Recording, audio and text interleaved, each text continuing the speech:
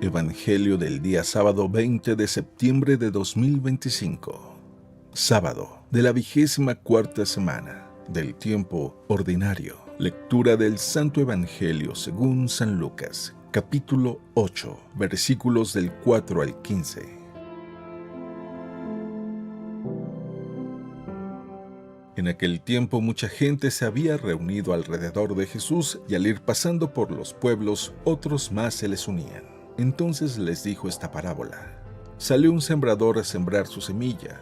Al ir sembrando, unos granos cayeron en el camino. La gente los pisó y los pájaros se los comieron. Otros cayeron en terreno pedregoso y al brotar se secaron por falta de humedad. Otros cayeron entre espinos y al crecer estos los ahogaron. Los demás cayeron en tierra buena, crecieron y produjeron 100 por 1. Dicho esto, exclamó: El que tenga oídos para oír, que oiga. Entonces le preguntaron los discípulos: ¿Qué significa esta parábola? Y él les respondió: A ustedes se les ha concedido conocer claramente los secretos del reino de Dios. En cambio a los demás, solo en parábolas para que viendo no vean y oyendo no entiendan. La parábola significa esto: la semilla es la palabra de Dios. Lo que cayó en el camino representa a los que escuchan la palabra, pero luego viene el diablo y se la lleva de sus corazones para que no crean ni se salven. Lo que cayó en terreno pedregoso representa a los que, al escuchar la palabra, la reciben con alegría, pero no tienen raíz. Son los que por algún tiempo creen, pero en el momento de la prueba fallan. Lo que cayó entre espinos representa a los que escuchan la palabra, pero con los afanes, riquezas y placeres de la vida se van ahogando y no dan fruto. Lo que cayó en tierra buena representa a los que escuchan la palabra, la conservan en un corazón bueno y bien dispuesto y dan fruto por su constancia.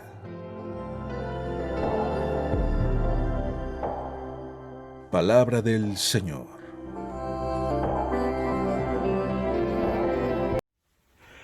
Muy buenos días. Como siempre es un gusto el poder escuchar la palabra de Dios, el poder meditarla, no solamente porque al escucharla nos llena de vida, nos llena de amor, nos llena de pasión, de energía, de esperanza, de fuerza para seguir luchando, sino que además la palabra de Dios en cierto momento se convierte como en un alimento, donde cuando la has estado leyendo asiduamente, te das cuenta que el día que no la lees, es como si algo faltara, como si no estuvieras completo, es como si ese día hubieras extrañado el saludo de un ser querido. ¿Te ha pasado que tienes a un ser querido, no sé, tu mamá o tu pareja, que la puedes ver todos los días y el día que ya no está porque salió de viaje, sientes que algo te falta? Así parece que también la palabra de Dios es. Y aún más, aún mucho más, porque eso es solamente hablar de un nivel muy superficial sobre nuestra relación con la palabra de Dios. Los santos padres describen la palabra de Dios como el medio en donde Dios se hace presente. Así, la palabra de Dios, leyéndola y meditándola, orándola, es como nosotros jaláramos de la vida espiritual la presencia de Dios para nuestro día. Yo lo he podido comprobar, sin ninguna duda. Cuando siento esa sequedad espiritual, acudo a la palabra de Dios y como martillo dejo que taladre o que golpee mi corazón hasta que lo amolde, hasta que pueda sentir la presencia del Eterno conmigo. Con mucha razón alguien una vez dijo que así como antiguamente cuando tú ibas a misa y te acercabas para recibir la comunión, y que todavía en muchos lugares se usa, el poner la patena, que era una especie de platito, para que no se cayera ninguna partícula de la Eucaristía, porque en la mínima partícula ahí está presente completamente Jesús. Una vez escuché a un sacerdote que dijo: así pareciese que también deberíamos de poner una patena en el lector cuando pasa a leer la Sagrada Escritura, porque a veces, estoy hablando de la proclamación de la palabra en la liturgia, que se tiene que hacer con solemnidad, porque a veces al leerla se brinca una coma, un punto y aparte, no hace la acentuación, no hace una exclamación, y por ahí se van partículas de la palabra de Dios. Y alguien le dijo: padre, pues no solamente a quien lee habría que ponerle una patena ahí, sino también a los que están escuchando. Habría que ponerle 2 patenas en las orejas, porque a veces entra y luego se sale y se olvida. Y con una actitud así tan superficial, tan casual, cuando escuchamos la palabra de Dios, especialmente en la asamblea, especialmente en la liturgia, pues claro que no va a dar frutos en nosotros. Me gusta mucho compartir la palabra de Dios aún en estos medios, que meditemos la palabra de Dios día y noche, en nuestras entradas y salidas, como dice el texto, en todo momento que su palabra esté en nuestro corazón, hasta en el celular. Pero en la Sagrada Eucaristía, en la asamblea, ocupa un lugar muy importante. Debemos de estar atentos. Alguien una vez me dijo que por qué yo no decía palabra del Señor después de que leo el Evangelio aquí. Y yo le dije, pues porque no es una asamblea litúrgica. En una asamblea litúrgica, cuando leo el Evangelio, tengo que saludar a la congregación diciendo, el Señor esté con ustedes. Lectura del Santo Evangelio y lo tengo que signar y me tengo que signar yo mismo. Y después de que lo termine de leer, tengo que decir palabra del Señor y lo tengo que besar. Pero eso es porque está dentro de una celebración litúrgica y tiene su importancia. Pero aquí de manera, pudiéramos decir, casual, es mucho más sencillo. Es un trato más casual, accesible, en donde debemos de buscar el poder meditar, el poder saborear. Aquí puedes ponerle una pausa y regresar. Pero en la Eucaristía, ahí no se le pone pausa. Ahí sí hay que estar completamente en disposición de escuchar y recibir. Y ya sin hacer más preámbulo, voy a leer el Evangelio del día de hoy, que precisamente habla de esto, de la importancia de la palabra de Dios. Escuchemos. En aquel tiempo, mucha gente se había reunido alrededor de Jesús, y al ir pasando por los pueblos, otros más se le unían. Entonces les dijo esta parábola. Salió un sembrador a sembrar su semilla.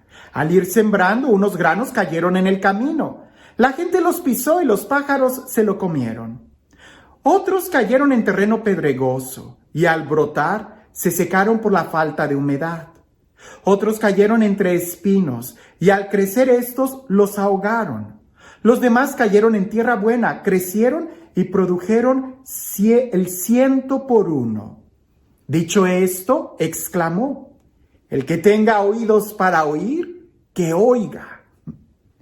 Entonces le preguntaron los discípulos: ¿qué significa esta parábola?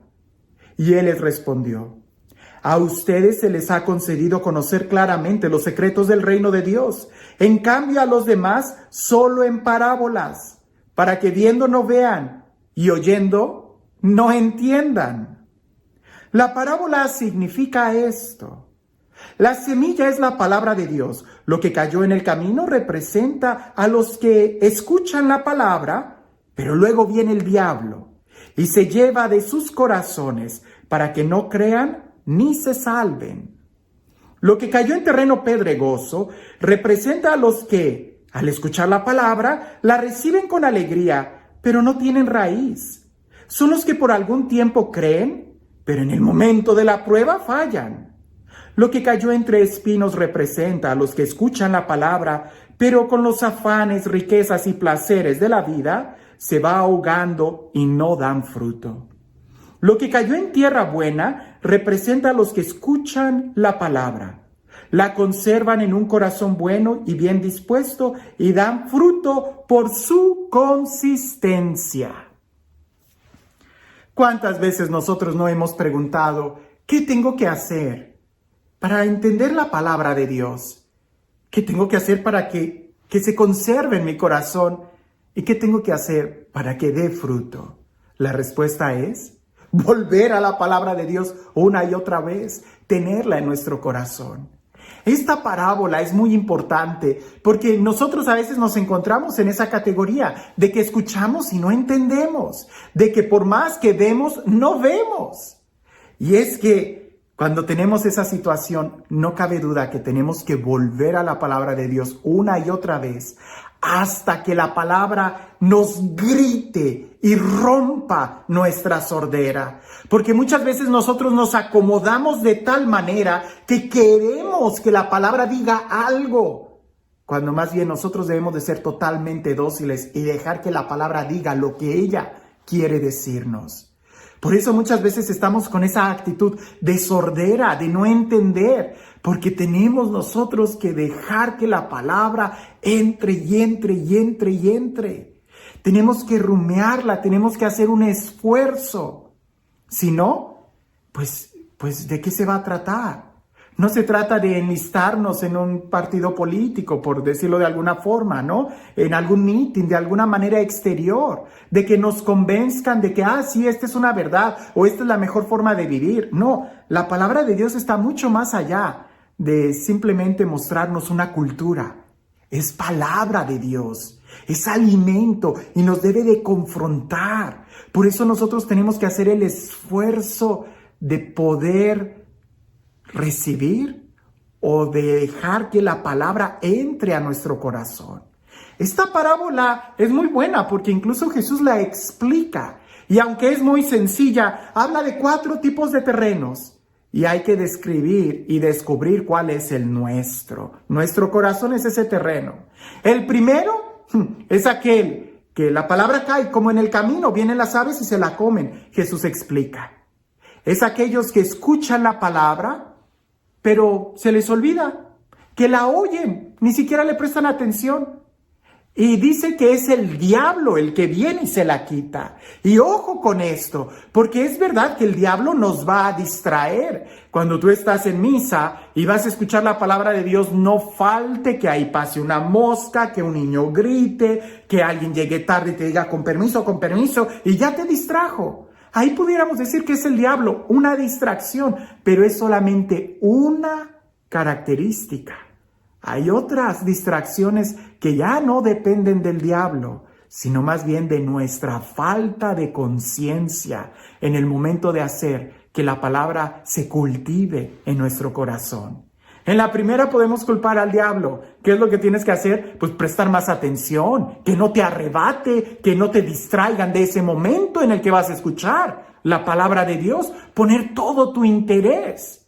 Pero la segunda tierra o la segunda característica son aquellos que prestan atención a la palabra, no lo sé, quizás en algún retiro, en alguna predicación bien fuerte que te anima, pero inmediatamente cuando vienen las pruebas, cuando vienen las tentaciones, cuando viene el calor del día, se te olvida. ¿Por qué? Porque simplemente la recibiste con alegría y sin compromiso. Hay que emocionarnos cuando recibimos la palabra. Hay que emocionarnos con las cosas de Dios.